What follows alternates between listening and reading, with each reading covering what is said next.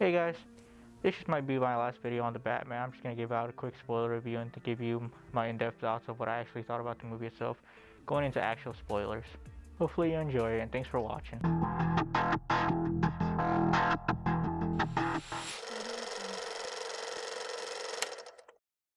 So the movie's finally out, and we're pretty much going to go into spoilers, and I'm going to tell you what I did like and what I didn't like about the movie, which there isn't that much that I didn't like about the movie. So pretty much what I did like about the movie, what I loved about the movie. So in a way, my theory was correct about the first scene of the movie. I assumed based on the trailers that it was going to start with like a murder, like a cold open, and I was right. It started with the Riddler killing off the mayor, and that set off a chain of events of what was about to happen.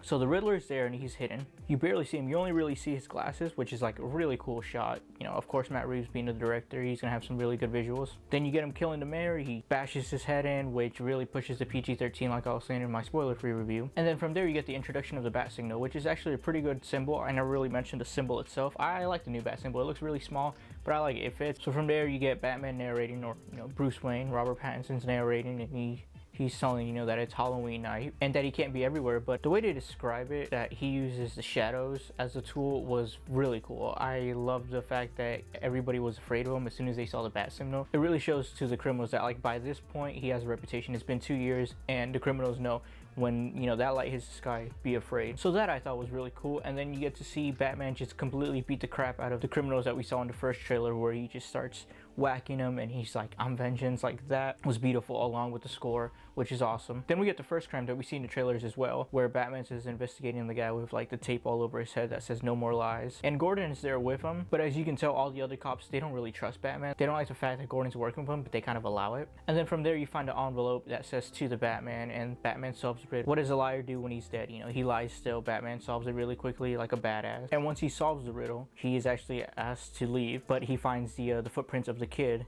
the mayor's son, who actually finds him. And then from there they make like eye contact, and you can tell like Batman understands how he's feeling. He's been in the shoes before. And then that's when you get the Nirvana song, something in the way that starts playing, which is badass. And then from there, we skip a little forward.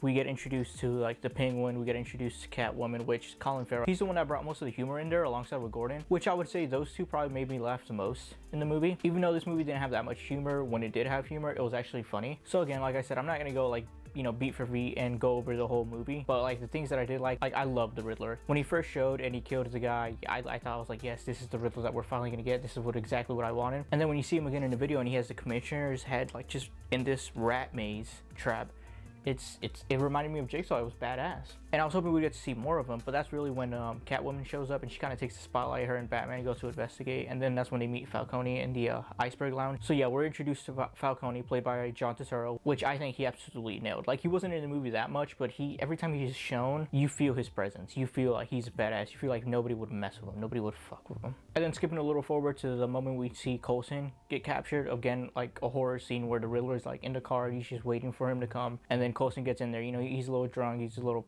on drugs, but then he turns around and he sees the Riddler, and the Riddler again bashes him, but then he puts like this bomb around his neck, and it's such a badass scene. So then we get the funeral scene where Bruce Wayne finally shows his face to the world, and everybody's like so surprised to see him because he's like a bat and he just keeps himself inside locked up. And then we get this badass scene where Coulson drives through that we've seen in like the trailer and some of the clips that were leaked, and Coulson comes out and he's got like tape around his mouth, he's got the bomb around his neck, and he's got the phone in his hand. And then it shows like maybe like a couple hours, at least like an hour or two pass by, and then Batman like steps in while everybody's like away because they're scared of the bomb. Batman steps in being the badass that he is. Then he goes in there and he like answers the phone, and of course it's Riddler. And then the Riddler says he wants to play a game pretty much like Jigsaw, and he has 3 riddles that Coulson needs to solve in 2 minutes, and Coulson starts freaking out, and then Riddler just unleashes his anger out on him. It was just really badass. Like, I love seeing Paul Dano as the Riddler. I love seeing him in his mask, and then I also love seeing him outside of the mask later on in the movie. So as they're solving the riddles, Coulson finds out that the answer to the last riddle is actually revealing who the rat is, which has been like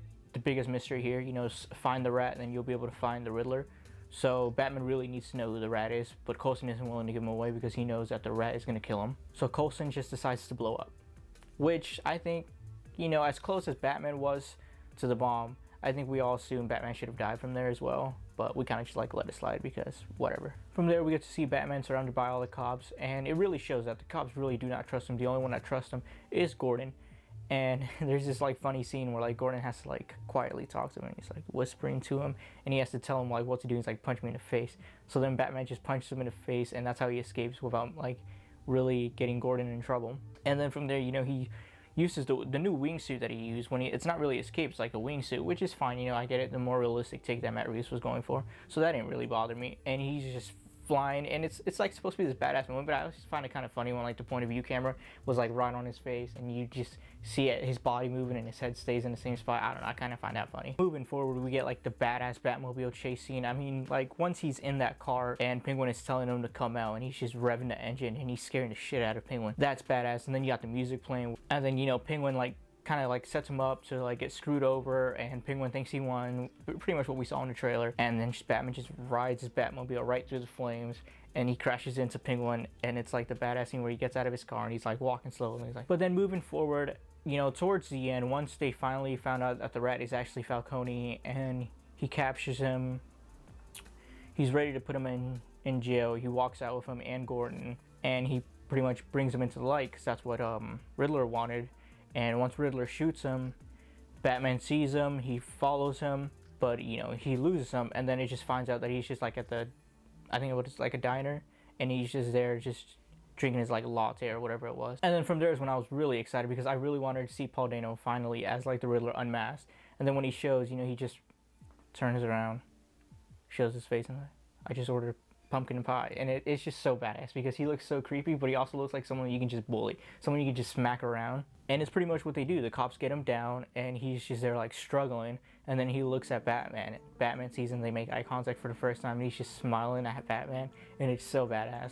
And then once they get back to like the Riddler's house, which pretty much just looks like John Doe's house from Seven, like it's like an exact copy of it. But then you get Commissioner Gordon answering the phone, and he's like, oh, Riddler wants to talk to you. And that's when you probably get one of my favorite scenes.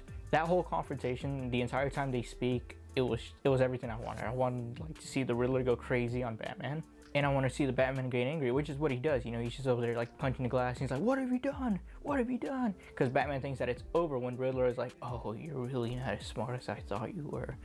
And it turns out that Riddler has another plan besides getting caught. Like, getting caught wasn't his final plan. He actually wanted to do more, which, you know, he ends up like flooding Gotham, which is like this really badass scene. I know, as soon as he like floods it, and then from there you get to see like the Riddler enjoying all the explosions. He's just there watching. It's like boom, boom. He's just enjoying like all the madness that he has created, and it's also really badass. Like another good thing that like Matt Reeves showed. Then after that, we get probably the most action-packed scene once Batman starts beating up all the followers of Riddler. Then a little closer towards the end, you know, he gets shot by like the last Riddler henchman, and then Catwoman comes in finally to save him, and then she starts getting beaten up by him, and then he just puts the adrenaline in, which I think we all thought was probably like gonna be like Venom for Bane, kind of hinting at that, but I'm not sure if it's either Venom or just adrenaline that was used. I don't know. I think that one's like up to you to decide. I would just take it as adrenaline for now until like maybe Matt Reeves confirms that it was Venom, but we'll see.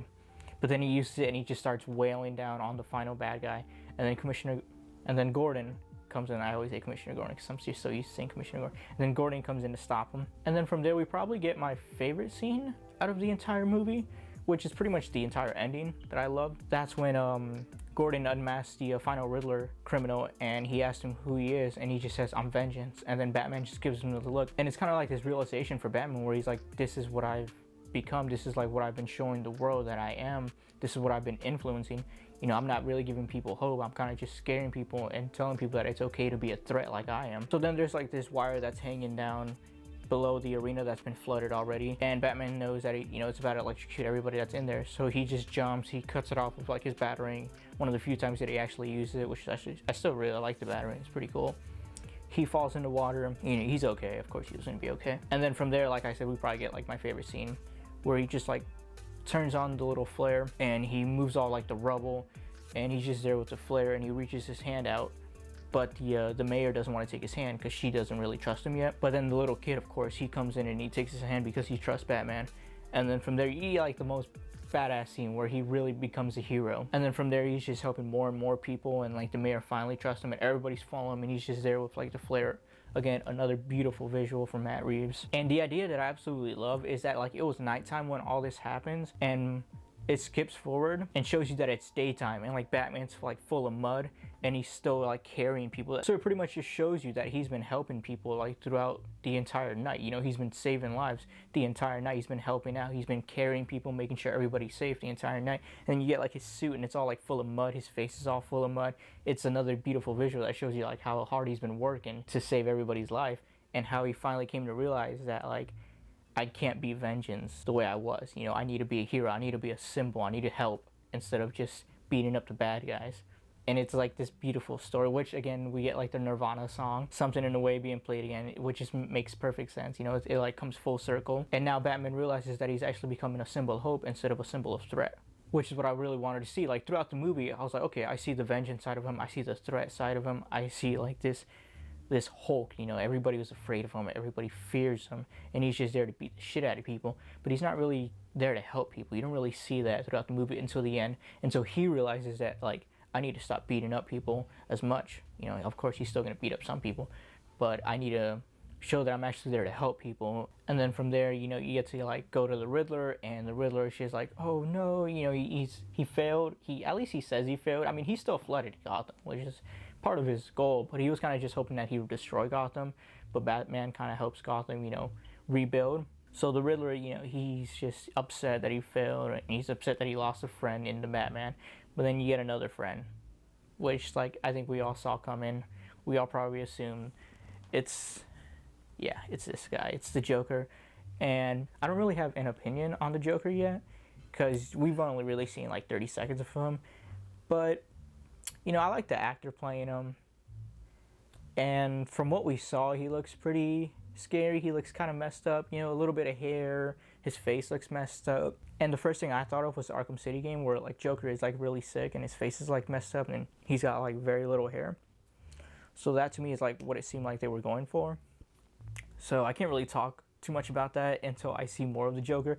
I don't think we're going to get him for the sequel. I think he's just kind of be, like, sprinkled in throughout, like, maybe a few more movies until, like, maybe the third one or the fourth one, hopefully, where he's going to finally become the main villain. So I don't think he's going to be, like, the next one right away, because I know some people are kind of tired of seeing the Joker because he's just in everything that's Batman related when there are, like, plenty of other villains there. So I don't know. We'll see. So those are my thoughts on the Batman. I know I don't really go over everything. It's hard to think of, like, every scene right away, but those are the scenes that I love the most. You know, pretty much anything that the Riddler did, all the detective work the Batman did. You know, I like Catwoman as well. I'm not saying I didn't like any of her scenes. I really enjoyed the chemistry they had between together. But I also love the Penguin. I thought he was, like, very funny every time he was in there. He was very comedic, especially when he had, like, the tape tied around his feet and he was wobbling like a penguin. We all knew that was on purpose, and it was just hilarious. But again, like, every time I see this movie, I love it more and more, and I'm already, like, I really want to watch it a third time. So whenever I have the free time, I'll probably watch it a third time. But as always, thanks for watching.